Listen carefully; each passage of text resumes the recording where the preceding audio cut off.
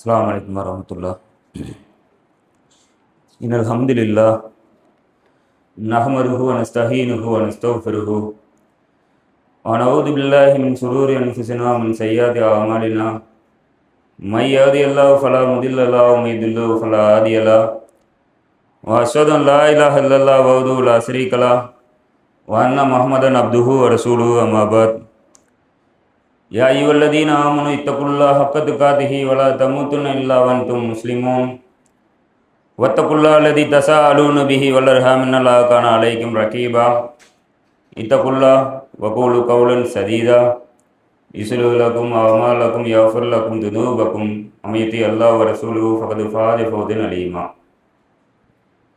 போற்றுகின்ற புகழ் அனைத்திற்கும் சொந்தக்காரனாகிய எல்லாம் அல்லாஹ்வின் சாந்தியும் சமாதானமும் அகிலத்தாருக்கெல்லாம் அருக்குடையாக வந்த எம்பெருமானார் நபிகள் நாயகம் ஸல்லல்லாஹு அலைஹி வஸல்லம் அவர்கள் மீதும் அவர்களுடைய குடும்பத்தார்கள் மீதும் அவர்களுடைய சொல் செயல் அங்கீகாரங்களை தங்களுடைய வாழ்வில் இயன்றவரை பின்பற்றி வாழ்ந்து மறைந்த அந்த சத்திய சஹாபாக்கள் மீதும் சஹாபிய பெண்மணிகள் மீதும் குறிப்பாக இந்த ஜுமா கடமையை நிறைவேற்றுவதற்காக அமர்ந்திருக்கின்ற உங்கள் மீதும் என் மீதும் என்றென்றும் நின்று நிலவட்டுமாக என கூறி பிரார்த்தித்த வண்ணம் எனது உரையின் கீழ் வருகின்றேன்.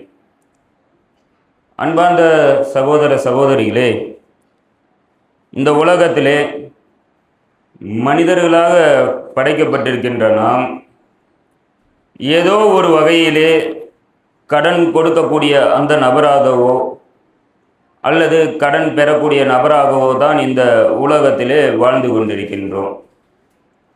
இப்படிப்பட்ட இந்த நிலையில் இன்றைய தினத்தில் நான் எதை தலைப்பாக எடுத்திருக்கிறேன் என்றால், கடன் பற்றி இஸ்லாமிய மார்க்கம் என்கின்ற அந்த தலைப்பின் கீழ் கடன் கொடுப்பவருக்குண்டான சில நற்செய்திகளை பற்றியும் கடன் வாங்குபவருக்குண்டான சில அறிவுரைகளையும் உபதேசங்களை பற்றி தான் இந்த உரையிலே முழுக்க முழுக்க உங்களுக்கும் எனக்கும் உண்டான உபதேசமாக இங்கே நான் சொல்லிக்கொள்ளலாம் என்று ஆசைப்படுகின்றேன். அன்பார்ந்த சகோதர சகோதரிகளே, அல்லாஹ் தன்னுடைய திருமறை குர்ஆனிலே ஏராளமான வசனங்களை அல்லாஹ் பதிவு செய்கின்றான்.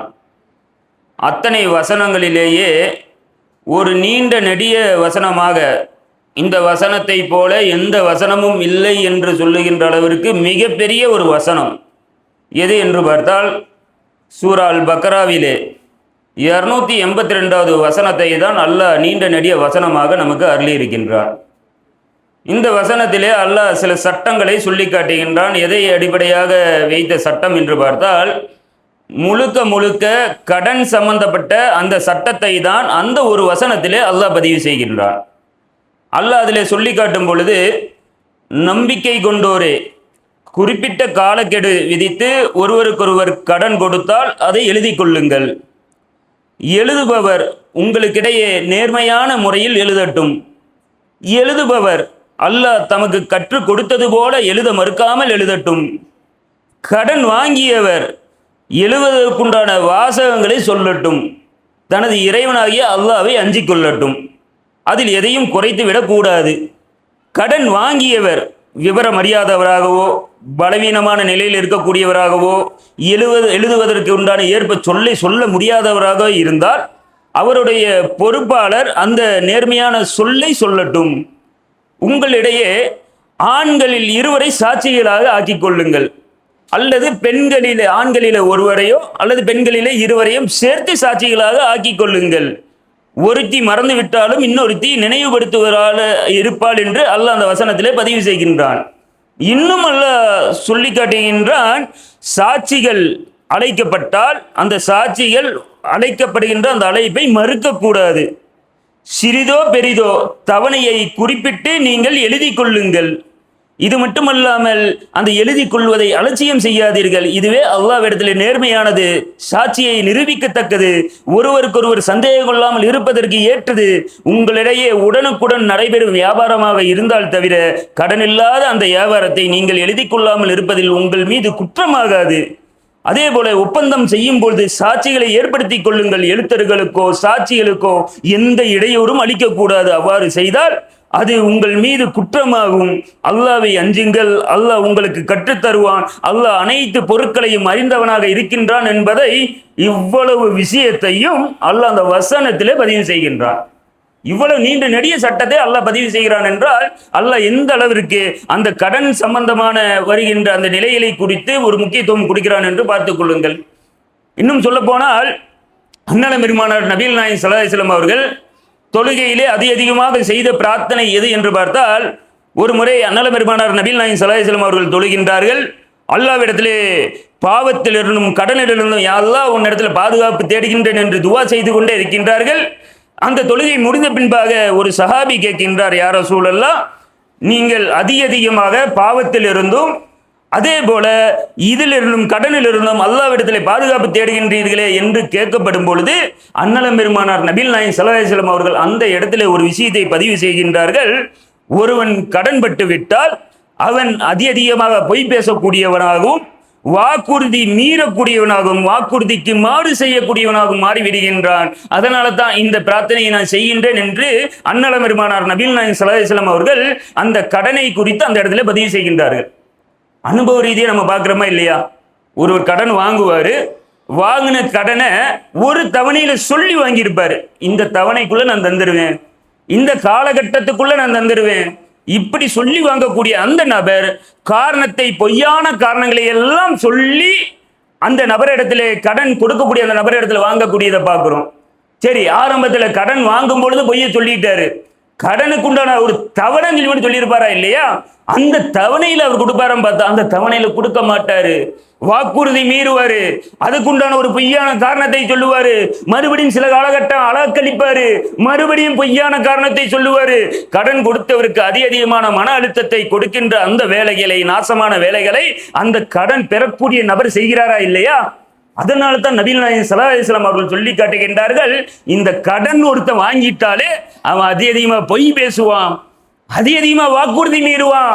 இதனால தான் நான் அதுக்குண்டான அந்த பாவ மன்னிப்பு துவாவையும் அந்த கடனிலிருந்து விடுபடக்கூடிய துவாவையும் நான் கேட்கின்றேன் என்று அண்ணலம் பெருமானார் நபிகள் நாயகம் ஸல்லல்லாஹு அலைஹி வஸல்லம் அவர்கள் சொல்லி காட்டுகிறார்கள் என்றால் இந்த விஷயம் என்பது அதிகமாக அஞ்ச வேண்டிய விஷயம். இன்னும் குறிப்பாக சொல்ல போனால் அண்ணலம் பெருமானார் நபிகள் நாயகம் ஸல்லல்லாஹு அலைஹி வஸல்லம் அவர்கள் நயவஞ்சகனுடைய நிலைகளை குறித்து பல்வேறு இடங்களிலே பதிவு செய்வார்கள். நயவஞ்சகனா இப்படிதான் இருப்பான், அவனை பற்றி சொல்லும் பொழுது அவன் பேசுனா பொய்ய பேசுவான், வாக்குறுதி கொடுத்தா மீறுவான். இது மட்டும் அல்லாமல் அவன் இடத்துல நம்பி ஏதாவது ஒரு விஷயத்தை ஒப்படைத்தால் அந்த விஷயத்திற்கு அவன் துரோகம் செய்வான், ஏமாத்துவான். இது நயவஞ்சகனுடைய 3 நிலைகளாக சொல்லி காட்டினார்கள். இந்த 3 நிலைகளிலே பொய் பேசக்கூடிய அந்த நிலையும் வாக்குறுதியை மீறக்கூடிய அந்த நிலையும் இந்த கடனின் மூலியமாக வந்துகிறதா இல்லையா? அண்ணல பெருமானார் நபிகள் நாயகம் ஸல்லல்லாஹு அலைஹி வஸல்லம் அவர்கள் துவா கேட்டாங்கன்னு பார்த்தோமா இல்லையா? ஒவ்வொரு தொழுகையிலும் அண்ணல பெருமானார் நபிகள் நாயகம் ஸல்லல்லாஹு அலைஹி வஸல்லம் அவர்கள் இறுதி அத்தையாத்துல, கடைசி அத்தையாத்து ஓதுவாங்க, ஸலவாத் ஓதுவாங்க. அதற்கு பின்பாக 2 துவாக்களை, இன்னும் சில துவாக்களையும் கற்று தந்திருக்கின்றார்கள். 2 துவாக்களை கண்டிப்பாக ஓதுவார்கள். அதில் ஒரு துவா எதை அடிப்படையாக கொண்டது என்று பார்த்தால், அல்லாஹும்ம இன்னி அஊது பிக்க மின் அதாபில் கபர் வஅஊது பிக்க மின் ஃபித்னத்தில் மஸீஹி தஜ்ஜால் வஅஊது பிக்க மின் ஃபித்னத்தில் மஹ்யா வல் மமாத் அல்லாஹும்ம இன்னி அஊது பிக்க மினல் மஹ்சமி வல் மஹ்ரமி. அல்லாஹ் கபருடைய வேதனையை விட்டும் பாதுகாப்பாயாக, தஜ்ஜாலுடைய குழப்பத்திலிருந்தும் என்னை பாதுகாப்பாயாக, அதே போல இந்த வாழ்வும் மரணத்துடைய அந்த சோதனையிலிருந்து என்னை பாதுகாப்பாயாக, அதே போல பாவத்திலிருந்தும் கடனிலிருந்தும் என்னை பாதுகாப்பாயாக. இதைத்தான் நபிகள் நாயகம் ஸல்லல்லாஹு அலைஹி வஸல்லம் அவர்கள் ஒவ்வொரு தொழுகையிலும் இறுதி ரக்காத்தில் கேட்டுக்கொண்டிருந்தார்கள். இதை நம்ம அதிகமாக கேட்கவும் சொல்லியிருக்கிறார்கள் என்றால் அதிகமாக இந்த கடன் சம்பந்தமாக நாம் விலகி இருக்கக்கூடிய இஸ்லாம் அனுமதிக்குது, மாற்று கருத்தே கிடையாது. கடன் வாங்குவதற்கு அனுமதி அளிக்கின்றது. ஆனால் எந்த அளவிற்கு அனுமதி கொடுக்கின்றதோ அந்த அளவுக்கு இந்த கடன் விஷயமாக அதிகமாக இஸ்லாமிய மார்க்கம் நமக்கு எச்சரிக்கை செய்கின்றது. ஒரு இடத்துல அண்ணலம் பெருமானார் நபிகள் நாயகம் ஸல்லல்லாஹு அலைஹி வஸல்லம் அவர்கள் இடத்துல பலமுறை ஜனாசாவை கொண்டு வருவார்கள். நபிகள் நாயகம் ஸல்லல்லாஹு அலைஹி வஸல்லம் அவர்கள் ஜனாசாவை தொலை வைப்பார்கள். ஜனாசாவை தொலை வைப்பதற்கு முன்னதாக நபிகள் நாயகம் ஸல்லல்லாஹு அலைஹி வஸல்லம் அவர்கள் சில கேள்விகளை கேட்பார்கள். ஒரு நீண்ட நெடிய ஹதீஸ், அது ஒரு ஹதீஸ்ல பதிவு செய்யப்படுகின்றது. ஒரு ஜனாசா கொண்டு வரப்படுகின்றது. அந்த ஜனாசாவிற்கு நபிகள் நாயகம் ஸல்லல்லாஹு அலைஹி வஸல்லம் அவர்கள், இந்த ஜனாசா ஏதாவது சொத்துக்களை விட்டு சென்றிருக்கின்றாரா? ஆம், சொத்துக்களை விட்டு சென்றிருக்கின்றார். ஏதாவது கடன் அவருக்கு பாக்கி இருக்க, இந்த உலகத்தில் ஏதாவது கடன் கொடுக்க வேண்டியது இருக்கா? இல்ல யாரோ சொல்லலாம், சொன்ன மாத்திரத்திலே தொழுகையை நடத்துகின்றார்கள். மறுபடியும் இன்னொரு ஜனாசா கொண்டு வரப்படுகின்றது. அந்த ஜனாசாவை குறித்து மீண்டும் அதே கேள்வியை கேட்கின்றார். இந்த ஜனாசா சொத்து ஏதாவது விட்டு சென்றிருக்கின்றதா என்று கேட்கின்றார். சொத்து விட்டு சென்றிருக்கிறாரு. கடன் ஏதாவது இருக்கா? கடன் இருக்கிறது யாரோ சொல்லலாம். அப்ப அந்த சொத்தை வைத்து இவருடைய கடனை அடைத்துக் கொள்ளுங்கள் என்று சொல்லி அவருக்கு தொழுகையை நடத்தினார்கள். இன்னொரு ஜனாசா கொண்டு வரப்படுகின்றது. அந்த ஜனாசாவை குறித்து கேட்கின்றார்கள், இவருக்கு சொத்து ஏதாவது இருக்கின்றதா? சொத்துக்கள் எதுவும் இல்லை யாரோ சொல்லலாம். கடன் ஏதாவது விட்டு சென்றிருக்கின்றாரா? யாரோ சொல்லலாம், இவர் இன்னும் இவ்வளவு கடனை விட்டு சென்றிருக்கின்றார். உடனே நபிகள் நாயகம் ஸல்லல்லாஹு அலைஹி வஸல்லம் அவர்கள், இவருக்கு யாராவது பொறுப்பை ஏற்றுக்கொள்கின்றீர்களா என்று கேட்கின்றார்கள். உடனே அந்த இடத்துல பதிவு செய்யப்படுகின்றது, யாரும் சொல்லாத அந்த மாத்திரத்திலே உங்களுடைய சகோதரனுக்கு நீங்களே தொழுகையை நடத்தி கொள்ளுங்கள். அப்பொழுது அபூ கதாதா ரலியல்லாஹு அவர்கள் பதிவு செய்கின்றார்கள், யார் ரசூலல்லாஹ், இவருடைய கடனுக்கு நான் பொறுப்பேற்கின்றேன் என்று அந்த இடத்துல ஒரு சஹாபி பொறுப்பேற்று அந்த தொழுகையை நடத்தினார்கள் நபிகள் நாயகம் ஸல்லல்லாஹு அலைஹி வஸல்லம் அவர்கள். என்றால் எந்த அளவிற்கு கடனை குறித்து எச்சரிக்கை செய்கின்றார்கள். வந்தது சஹாபியுடைய ஜனாசா, சஹாபியுடைய ஜனாசாவாகவே இருந்தாலும் நபிகள் நாயகம் ஸல்லல்லாஹு அலைஹி வஸல்லம் அவர்கள் அந்த இடத்துல வைக்கக்கூடிய மிக முக்கியமான அடிப்படையான ஒரு விஷயம், அந்த ஜனாசாவிற்கு கடன் இருக்கிறதா?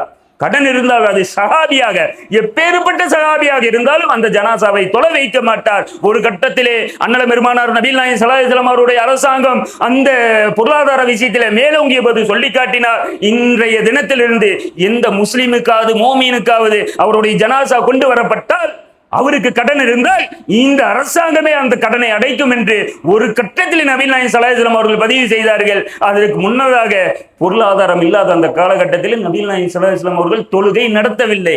காரணம், ஒருவன் கடனோடு மரணித்து விட்டால் அவனுடைய அமல்கள் நிறுத்தப்படும், அவனுடைய பாவங்கள் மன்னிக்கப்படாது. எப்படிப்பட்ட ஒரு நிலையோடு தான் கடன் பெற்றவன் மரணித்தால் அதற்கு அவன் இந்த உலகத்திலேயே ஜவாப் செய்து போயிட்டான முடிஞ்சது. இல்லாட்டினா அதுக்கு யாராவது பொறுப்பெடுத்துட்டா முடிஞ்சது. இல்ல, பொறுப்பெடுக்க ஆள் இல்லாட்டினா அந்த மறுமை வாழ்க்கை நாசமாயிரும். இன்னும் சொல்ல போனால் இந்த உலகத்துல அமல்களுடைய விஷயத்தை நீங்கள் கேட்டால் எல்லோரும் சொல்லுவோம், இருக்கிற அமல்களிலேயே சிறந்த அமல் அல்லாஹ்வுடைய பாதையிலே போரிட்டு மரணிப்பது. யாருக்குமே மாற்று கருத்து கிடையாது. அல்லாஹ்வுடைய பாதையில போரிடுவது என்பது எப்படிப்பட்ட ஒரு நமக்கு தர்ஜாவை தருகின்றது. அல்லாஹ்வுக்காகவே என்னுடைய உயிரை விட்டு நான் மரணித்தால் அல்லாஹ் நேரடியாக சொர்க்கத்துக்குள்ள கொண்டு போக செய்யறான். அவங்களுக்கு மன்னர வாழ்க்கைங்கிறதே கிடையாது. அவங்களுடைய பாவங்கள் எல்லாம் மன்னிக்கப்படுகின்றன. இதை வைத்துத்தான் அண்ணல பெருமானார் நபிகள் நாயகம் ஸல்லல்லாஹு அலைஹி வஸல்லம் அவர்கள் இடத்துல ஒரு கேள்வி கேட்கப்படுகின்றது. ஒரு சஹாபி கேட்கின்றார், யார சொல்லலாம், நான் பொறுமையுடனும் நன்மையை எதிர்பார்த்தும் எதிரிகளை முன்னோக்கியும் புறமுதுகு காட்டாமலும் போரிலே நான் கலந்து கொண்டு ஷஹீதாக்கப்பட்டால் என்னுடைய பாவங்கள் எல்லாம் மன்னிக்கப்படுமா யாரோ சொல்லலாம் என்று கேட்கின்றார். உடனே நபிகள் நாயகம் ஸல்லல்லாஹு அலைஹி வஸல்லம் அவர்கள் என்னென்ன கேள்வியை குறித்து அவர் கேட்டாரோ அதை பதிவு செய்கின்றார். நீங்கள் பொறுமையுடனும் நன்மையை எதிர்பார்த்தும் எதிரிகளை முன்னோக்கியும் புறமுதுகிட்டு ஓடாமல் நீங்கள் ஷஹீதாக்கப்பட்டால் உங்களுடைய பாவங்கள் எல்லாம் மன்னிக்கப்படும் என்று சொல்லி காட்டிய உடனே அந்த சஹாபி திரும்புகின்றார். உடனே நபிகள் நாயகம் ஸல்லல்லாஹு அலைஹி வஸல்லம் அவர்கள் அந்த இடத்துல ஒரு கேள்விக்குறியான ஒரு தகவலை பதிவு செய்கின்றார். கடனை தவிர இப்பொழுதுதான் என்னிடத்துல ஜிப்ரீல் வந்து சொல்லிவிட்டு போனார், இவ்வளவு நீ ஜிஹாது செஞ்சு அல்லாஹ்வுடைய பாதையில போய் மரணித்து ஷஹீதாக்கப்பட்ட உன்னுடைய பாவங்கள் எல்லாம் மன்னிக்கப்படுகின்றன. எப்பேற்பட்ட பாவங்களை செய்திருந்தாலும் சரியே, ஆனால் ஒரு பாவம் இருந்தால் உன்னுடைய பாவங்கள் மன்னிக்கப்படாது. இப்படிப்பட்ட பாவம் என்றால் நீ இந்த உலகத்திலே ஒருவனுக்கு கடனாளியாக இருந்து அந்த கடனை அடைக்காமல் அதற்கு யாரும் பொறுப்பெடுக்காமல் இந்த உலகத்திலே நீ மரணித்து விட்டால் நீ ஷஹீதாக்கப்பட்டாலும் உன்னுடைய நிலை என்பது கேள்விக்குறியானதுதான் என்று அண்ணல பெருமானார் நபிகள் நாயகம் ஸல்லல்லாஹு அலைஹி வஸல்லம் அவர்கள் சொல்லி காட்டுகிறார்கள். என்றால் இது எவ்வளவு மோசமான நிலை என்று பாருங்க. இன்னும் சொல்ல போனா கடன் வாங்குறவன் ஏகத்துவவாதியாவே இருப்பான், பெரும்பாவங்களை செய்யாத நபரா இருப்பான், சின்ன சின்ன பாவங்களை குறித்தே அஞ்சக்கூடியவனா இருப்பான். ஆனா கடன் வாங்கிடுவான். வாங்கின உடனே சில பேர் அந்த கடன் கொடுத்த நபர்கள் நெச்சரிப்பாங்க. நெச்சரிச்சு அவனால கடன் கொடுக்க முடியாத சூழ்நிலை ஆயிரும். அந்த சூழ்நிலையில எத்தனை தௌஹீத்வாதிகள் வட்டியில போய் விழுகிறாங்க நீங்க பாக்குறீங்களா இல்லையா? வட்டியில போய் விழுவதற்குண்டான அடிப்படை காரணம் என்ன? இதுவரைக்கும் வாழ்க்கையில வட்டி பக்கமே போனதில்லை பாய். ஆனா கடன் வாங்கிட்டேன், அந்த கடனை நான் திரும்ப செலுத்தணும், அதுக்காக நான் வட்டியின் பக்கம் போறேன் சொல்லி போட்டு எத்தனை நபர்கள் இந்த வட்டி அல்லாஹ்விடத்துல போரிடக்கூடிய மிக மோசமான பாவமான ஒரு செயல், அல்லாஹ்விடத்துல போர் செய்யக்கூடிய ஒரு பாவம். அப்படிப்பட்ட அந்த வட்டியின் பக்கம் ஒருவன் போகிறான் என்றால் இது எந்த பாவத்திற்கெல்லாம் அது அழைத்து செல்லுகிறது என்று பாருங்கள். இன்னும் சொல்ல போனால் இது மறுமை ரீதியான ஒரு நிலையெல்லாம் இவனுக்கு உண்டான பாதிப்புகள், உலக ரீதியான பாதிப்புகளை பற்றி மருத்துவ ஆராய்ச்சியாளர்கள் பதிவு செய்கின்றார்கள். அப்ப நம்ம கடனை வாங்குச்சுன்னா எல்லாத்துக்கும் விளங்குது, யாராச்சும் அதை மறுக்கிறோமா? கடனை நம்ம வாங்கணும்னா மன அழுத்தங்கிறது உறுதி. கடனை வாங்கின நேரத்தில் கொடுக்கணுமே, கடனை கொடுக்க முடியுமா இல்லையாங்கிறது தெரியலையே, நமக்கு ஒரு பிற நெருக்கடியா இருக்கு, இப்படி எல்லாம் உள்ளத்துல போடுறோமா இல்லையா? இப்படிப்பட்ட அந்த மன அழுத்தத்தை பற்றி மருத்துவ ஆராய்ச்சியாளர்கள் பதிவு செய்கின்றார்கள். ஒருவனுக்கு அதிகப்படியான அதாவது மன அழுத்தம் ஏற்பட்டு விட்டால் அவனுடைய சுவாச அமைப்புகள் எல்லாம் சீர்கெட்டு போகின்றன. சுவாச அமைப்பு, மூச்சு பிரச்சனை அவனுக்கு அதிகமா வர ஆரம்பிக்குது. இது மட்டுமல்லாமல் அவனுக்கு நோய் எதிர்ப்பு சக்தி கம்மியாயிருது.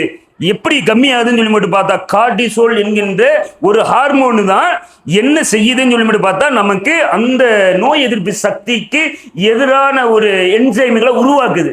அப்படிப்பட்ட அந்த கார்டிசோல்ங்கிறத இந்த மன அழுத்தத்தின் மூலியமா அதோட செயல்திறனை அது கம்மியாக்கிறது. அப்போ இவனுக்கு அந்த நோய் எதிர்ப்பு சக்தி குறைஞ்சிருது.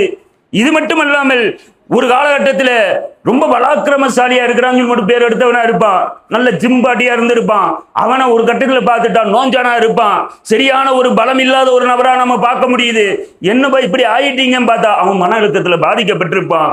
இதைதான் மருத்துவ ஆராய்ச்சியாளர்கள் சொல்லி காட்டுகின்றார்கள். ஒருவனுக்கு நீண்ட காலம் மன அழுத்த பிரச்சனைகள் இருந்தால் அவனுடைய தசை மற்றும் எலும்புகள் பலவீனமான நிலைக்கு தள்ளப்படுகின்றன.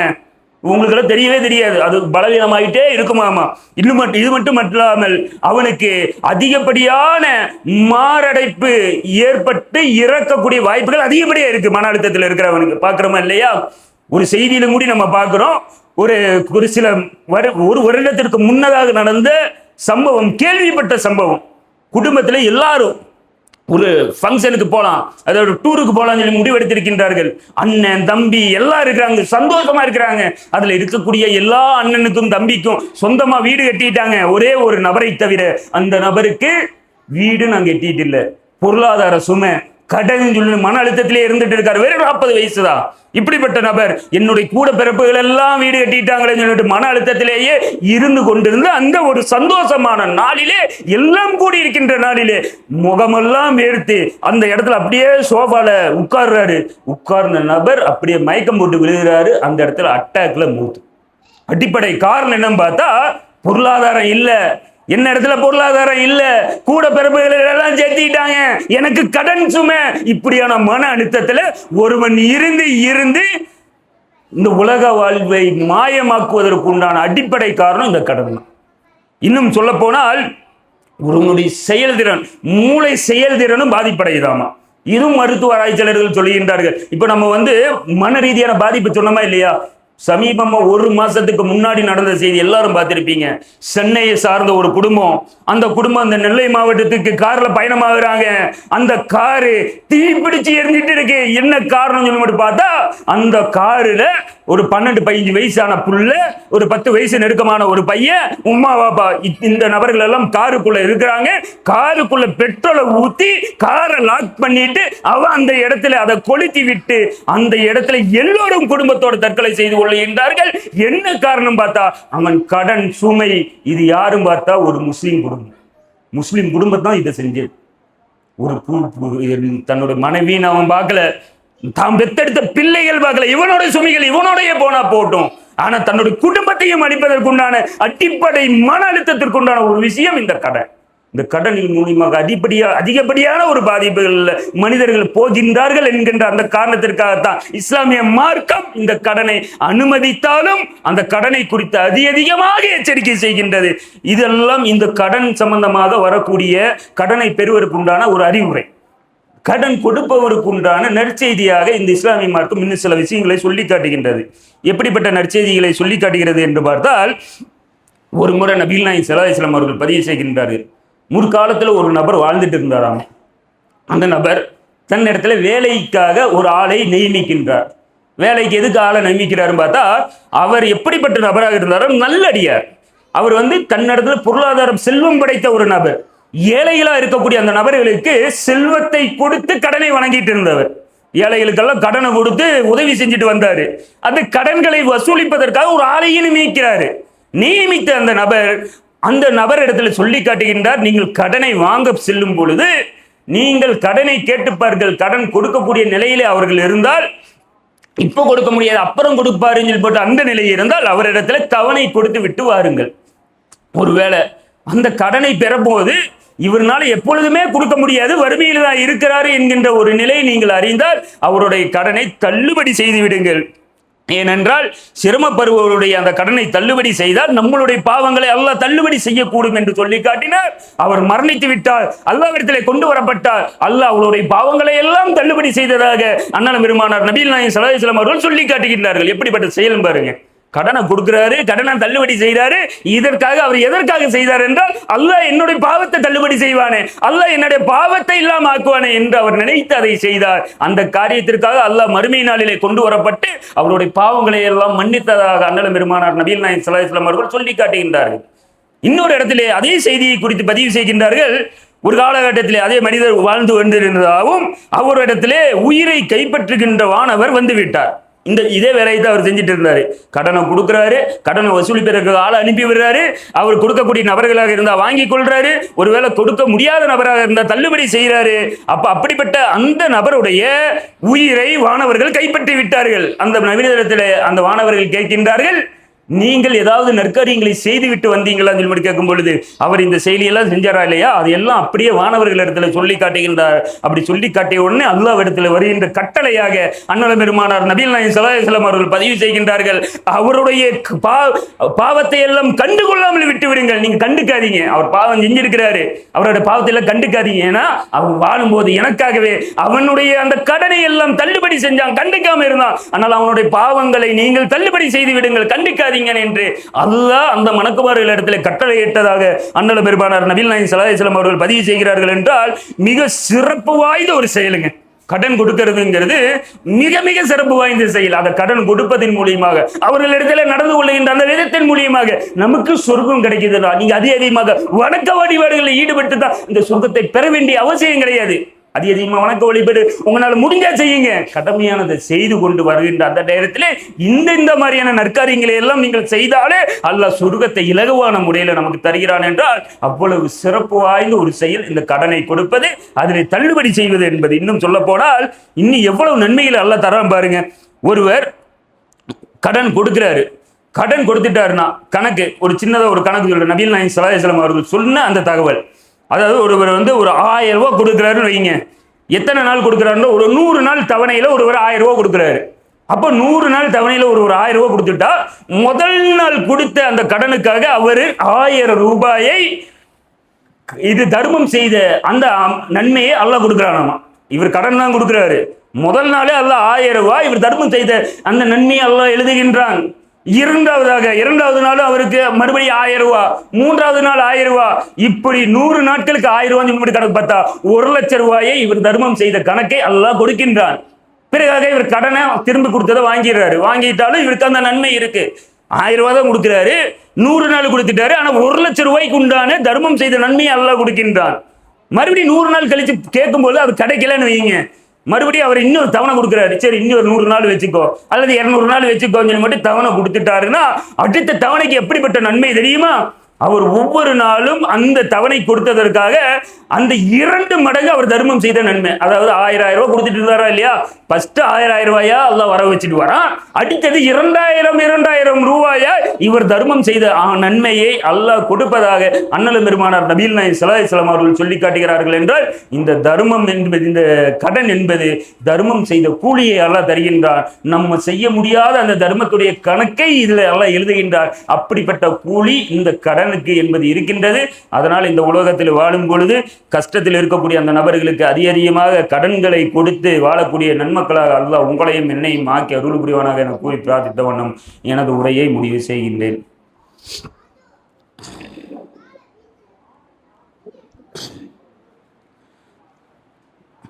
அன்பார்ந்த சகோதர சகோதரியிலே, முதல் உரையிலே கடன் வாங்குபவருக்குண்டான சில அறிவுரைகளையும் அந்த கொடுப்பவருக்குண்டான சில நற்செய்திகளை பற்றியெல்லாம் முதல் உரையிலே பார்த்தோம்.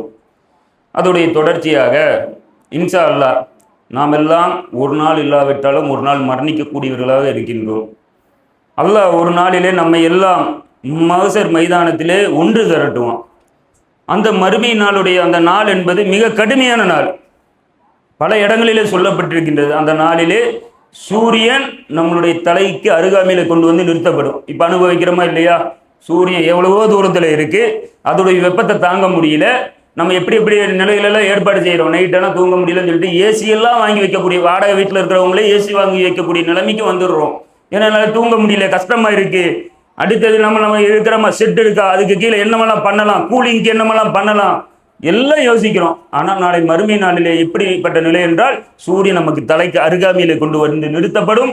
அப்படி இருக்கின்ற நேரத்திலே சில பேருடைய பாவங்களுக்கு ஏற்றவாறாக தங்களுடைய அந்த கணுக்கால் வரையிலும் அவர்களுடைய வேர்வையில முங்கி இருப்பாங்க. சில பேர் தொட வரையிலும், இடுப்பு வரையிலும், நெஞ்சு வரையிலும், இப்படியாக அவர்களுடைய பாவங்களுக்கு ஏற்ப அவர்கள் அந்த வெப்பத்திலே தத்தளித்து அவர்கள் அந்த வேர்வையுடைய அந்த தண்ணீரிலே முங்கி கிடப்பாங்க. இப்படிப்பட்ட நேரத்தில் அல்லாஹ் எங்கேயும் நிழலையே வச்சிருக்க மாட்டான், ஒரு இடத்தை தவிர. தன்னுடைய அரிசியில மட்டும்தான் நிழல் இருக்கும். தன்னுடைய அரிசிக்கு கீழே அல்லாஹ் நிழலை வைத்திருக்கின்றான். அது எல்லாத்துக்கும் அல்லாஹ் கொடுத்துட மாட்டான். ஒரு 7 சாரார்களுக்கு அல்லாஹ் கொடுப்பதாக அண்ணல் பெருமானார் நபிகள் நாயகம் ஸல்லல்லாஹு அலைஹி வஸல்லம் அவர்கள் பதிவு செய்கின்றார்கள்.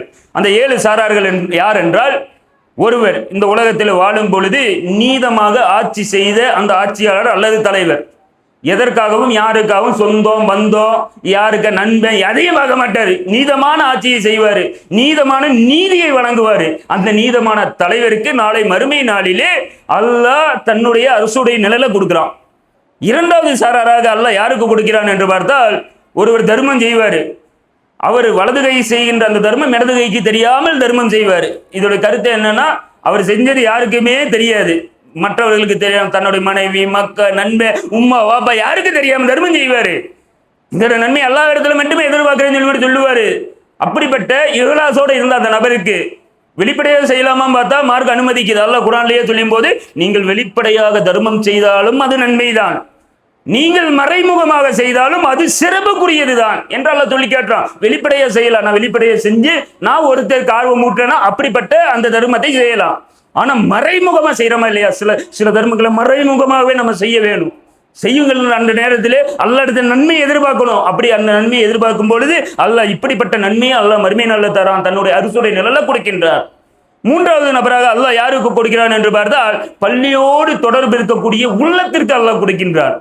எப்பொழுது பட்டாலும் ஏதோ பள்ளிவாசல கெட்டணும், பள்ளிவாசல் இருந்து நன்மைகளை செய்யணும், மக்களுக்கு உதவிகளை செய்யணும், இப்படியாக உள்ளம் படித்து அந்த நபர் பள்ளியோடய தொடர்பு வச்சிருப்பாரு. லோஹர் வருதா அடுத்தது அசர் எப்போ சொல்லிட்டு யோசிச்சுட்டு இருப்பாரு, அசர் வருதா மகரீப் எப்போ சொல்லிட்டு யோசிச்சுட்டு இருப்பாரு. இப்படியோட நான் பள்ளிக்கு போக மாட்டேனா, பள்ளியோட தொடர்பில் இருக்க மாட்டேனா, பள்ளியின் மூலியமா நன்மைகளை செய்ய மாட்டேனா, இப்படியாக எல்லா நேரத்திலும் பள்ளியோடு தொடர்பு வைத்திருக்கின்ற அந்த உள்ளத்திற்கு அல்லாஹ் நாளை மறுமை நாளிலே தன்னுடைய அரசுடைய நிழலை கொடுக்கிறான். நான்காவது நபராக இளமையான காலகட்டத்திலே வணக்க வழிபாடுகளை மூங்கிய அந்த நபருக்கு அல்லாஹ் கொடுக்கின்றார். எல்லாரும் என்ன நினைச்சிட்டு இருக்கிறோம், வயசான காலகட்டத்தில் போய் சேர்ந்துருவோம், 40 வயசு 45 வயசுக்கு மேல 50 வயசுக்கு மேல பள்ளியோடு அப்படி போய் செட்டில் ஆயிடுவோம், அது வரைக்கும் எவ்வளவு பாவத்தை செய்ய முடியுமா செய்வோம், எவ்வளவு சம்பாதிக்க முடியுமா சம்பாதிப்போம் என்கின்ற அந்த நிலையில இருக்கிறோமா இல்லையா? அப்படி இல்லாமல் அவனோட இளமையான காலகட்டத்திலே, பள்ளி பருவ காலகட்டத்திலே இருந்து, சிறு வயதிலே இருந்து, இளமையான காலகட்டத்தில் எல்லா காலகட்டத்திலும் அந்த வணக்க வழிபாடுகள் மூங்கியிருப்பான். தொழுக, நோன்பு, தான தர்மம், இப்படி இருக்கக்கூடிய அந்த உள்ளம் படைத்த அந்த நபருக்கு அல்லாஹ் தன்னுடைய அரசுடைய நிழலை கொடுக்கிறான். அதே போல விபச்சாரம் செய்யக்கூடிய எல்லா வாய்ப்புகள் இருந்தும் மறைமுகமான ஒரு இடமா இருக்கும், யாருக்கும் இவன் விபச்சாரம் செஞ்சான்னு சொல்லி மட்டும் தெரிஞ்சிருக்காது. அதே மாதிரி நல்ல அழகான பெண்ணா இருக்கும், அழகான நபரா இருப்பாரு. இப்படிப்பட்ட வாய்ப்புகளை எல்லாம் அல்லாஹ் ஒரு நபருக்கு கொடுப்பான். இப்படி கொடுத்திருக்கின்ற அந்த நேரத்தில் இந்த விபச்சாரத்தை செய்தால் அல்லாஹ் மறுமையில் என்னை பிடித்து விடுவான் என்கின்ற அந்த பயத்தோடு அச்சத்தோடு ஒருவன் அல்லாஹ்வுக்கு பயந்து அந்த விபச்சாரத்தில் இருந்து தப்பித்து விட்டால் அல்லாஹ் தன்னுடைய அரசுடைய நிழலை கொடுக்கிறான். அதே மாதிரி அல்லாஹ்வுக்காகவே சேர்ந்து அல்லாஹ்வுக்காகவே பிரிகின்ற அந்த நிலையில் இருக்கக்கூடிய அந்த நபருக்கு, இந்த நபரோடு நான் சேர்ந்தால் நான் நன்மையான காரியங்களை நான் அதிகமாக செய்வேன் சொல்லி மட்டும் அல்லாஹ்வுக்காகவே அவங்களோட சேருவாங்க. பல பள்ளிகள் அப்படிதான் நடந்துட்டு இருக்கு. ஜமாத்துல இருந்து நம்ம கொள்கை சொந்தங்கள் சொல்லிட்டு இருக்கிறோம்னா எதற்காக சொல்லி கொண்டிருக்கின்றோம்? இவர்கள் நன்மையான காரியங்கள் இவங்களோட சேர்ந்தா நானே நன்மையான காரியத்தை செய்வேன், அவங்களையும் நன்மையான காரியங்களை செய்ய சொல்லுவேன். இந்த காரணத்திற்காக ஒரு இணைப்பு இருக்கா இல்லையா? இப்படிப்பட்ட இணைப்பிற்கு அல்லாஹ் தன்னுடைய அரசுடைய நிழலை கொடுக்கிறான். அதே மாதிரி அல்லாஹ்வுக்காகவே பிரிகின்ற அந்த உள்ளத்திற்கு இந்த இரண்டு உள்ளமும் சேர்ந்த ஒரு நபரை தான் சொல்லிக்கிறார். அல்லாஹ்வுக்காகவே அவர் சேருவாரு, அல்லாஹ்வுக்காகவே அவர் பிரிவாரு. இவரோட சேர்ந்தா நான் கெட்டு போயிருவேன், மர்ம வாழ்க்கை நாசமாயிரும் சொல்லி மட்டும் அல்லாஹ்வுக்காகவே பிரிந்தால் இதற்காக அல்லாஹ் அந்த அரசுடைய நிழலை கொடுக்கிறான். அதே போல இந்த உலகத்துல நம்ம எத்தனையோ தீமையில செஞ்சிருப்போம். மறுமை நாளுன்னு ஒண்ணு இருக்கு, நரகம் சொல்லி மட்டும் அல்லாஹ் ஏற்படுத்தி இருக்கிறான். நரகத்துக்கு போகக்கூடிய அந்த நிலை வந்துடுமோ சொல்லி மட்டும் நரகத்தை நினைத்தும் மண்ணறை வாழ்க்கையை நினைத்தும் ஒருவன் தனிமையில் இருந்து அல்லாஹ்விடத்தில் அழுது அழுது அழுது மன்றாடி கேட்டால் அந்த தனிமையில இருந்த அழுது அந்த கண்களுக்காக அல்லாஹ் தன்னுடைய அரசுடைய நிழலை கொடுக்கிறான். எவ்வளவு சிம்பிளான விஷயம் பாருங்க. நீங்கள் செய்த அந்த பாவங்களுக்காக அந்த பாவங்களை நினைத்து வருந்தியவர்களாக அல்லாஹ்விடத்தில் ஒப்படைத்து விட்டு யாரும் இல்லாத அந்த நேரத்திலே, யாரும் இல்லாத அந்த இடத்திலே இருந்து கொண்டு அல்லாஹ்விடத்திலே தன்னை பற்றி நினைத்து பயந்து, அல்லாஹ்வை பற்றி பயந்து ஒருவன் அழுதால் தன்னுடைய அரசுடைய நிழலை அல்லாஹ் அந்த மறுமை நாளில் கொண்டு வந்து கொடுக்கின்றான். இது 7 சாரார்களுக்கு உண்டான சிறப்பான பாக்கியமாக ஒரு ஹதீஸிலே சொல்லப்படுகின்றது. இந்த 7 சாரார் அல்லாத இன்னொரு சாராருக்கும் அல்லாஹ் தன்னுடைய அரசுடைய நிழலை கொடுக்குறான். எப்படின்னா ஒரு தகவல்ல ஹதீஸ்ல பதிவு செய்யப்படுகின்றது. அபூ கதாதா ஏற்கனவே நம்ம சொன்னோமா இல்லையா, ஒரு கடனுடைய மௌத்து வருது. அந்த கடனுடைய அந்த மௌத்துக்கு பொறுப்பெடுத்துக்கிறாரு அவர், அந்த சஹாபி. நான் இவருக்கு பொறுப்பெடுத்துக்கிறேன், யாரை சொல்ல நீங்க தொழுக வைங்கன்னு. அப்படிப்பட்ட அந்த சஹாபி தான் கடனை கொடுத்துட்டு வராரு. ஒரு நேரத்துல கடனை கேட்க போகும்போதெல்லாம் ஒருத்தர் ஓடி ஒளிஞ்சிடுறாரு. அந்த சஹாபியிடத்துல இந்த சஹாபி கேட்கின்றார். ஒரு கட்டத்துல பிடிச்சிடுறாரு, அவர் உள்ள ஒளிஞ்சிருக்காருன்னு தெரியுது, நீங்க உள்ளதான் இருக்கிறீங்க வாங்கன்னு சொல்லி கூப்பிடுறாரு. கூப்பிட்டு அவர் வந்த உடனே அவரு கடன் பெற்ற அந்த நபர், என்னிடத்துல பொருளாதாரம் இல்லை, நான் கஷ்டத்துல இருக்கிறேன் இப்படியாக சொல்லும் பொழுது அந்த நபர் இடத்துல இந்த வார்த்தையை கேட்ட உடனேயே கடுமையான முறையிலே இந்த அபூ கதாதா ரலியல்லாஹு அன்ஹு அவர்கள் அழுன்னு அழுகின்றார்கள். எதற்காக அழுகிறார்கள் என்று பார்த்தால் அந்த இடத்துல பதிவு செய்கின்றார்கள், நான் அல்லாஹ்வின் தூதர் நபிகள் நாயகம் ஸல்லல்லாஹு அலைஹி வஸல்லம் அவர்கள் சொல்ல நான் கேட்டிருக்கின்றேன், எவன் ஒருவன் கடன் கொடுத்து அந்த கடனை பெறுகின்ற அந்த நேரத்திலே கடன் கொடுக்க முடியாத அந்த நிலையை பார்த்து தள்ளுபடி செய்கின்றானோ அவனுக்கு அல்லாஹ் அரசுடைய நிழலை கொடுப்பதாக அண்ணல் பெருமானார் நபிகள் நாயகம் ஸல்லல்லாஹு அலைஹி வஸல்லம் அவர்கள் சொல்லி இருப்பதாக அந்த இடத்துல பதிவு செய்கின்றார்கள். நம்ம கடனை கொடுத்திருக்கிறோம், அல்லாஹ்வுக்காகவே கடனை தள்ளுபடி செய்தால் அதற்காக அல்லாஹ் எப்படிப்பட்ட சிறப்புகளை கொடுக்கிறான் என்றால் தன்னுடைய அரசுடைய நிழலை கொடுக்குறான். அதனால நம்ம வாழுகின்ற அந்த நேரத்தில் நம்ம கடன் கொடுக்கின்ற அந்த நேரத்திலே கடன் வசூலிக்கும் போது அந்த நிலை, கடன் கொடுக்க முடியாத நிலை ஏற்பட்டு விட்டால் நம்ம அதை தள்ளுபடி செய்தால் அதற்குண்டான பரிசு நாளை மறுமை நாளிலே அல்லாஹ் ஏராளமான இவனுடைய பாவங்களை எல்லாம் மன்னிக்கிறான். மன்னிப்பது மட்டும் அந்த அரசுடைய நிழலை கொடுக்குறான். இப்படி பாக்கியங்கள் எல்லாம் இருக்கின்றன. அந்த நிலையை கருத்தில் கொண்டு நன்மக்களாக அல்லாஹ் உங்களையும் என்னையும் வாழ அருள் புரிவானாக என கூறி பிரார்த்தித்த வண்ணம் எனது உரையை முடிவு செய்கின்றேன். வாயிர்தான வானா அல்ஹம்துலில்லாஹி ரப்பில் ஆலமீன். அஸ்ஸலாமு அலைக்கும் வரஹ்மத்துல்லாஹ்.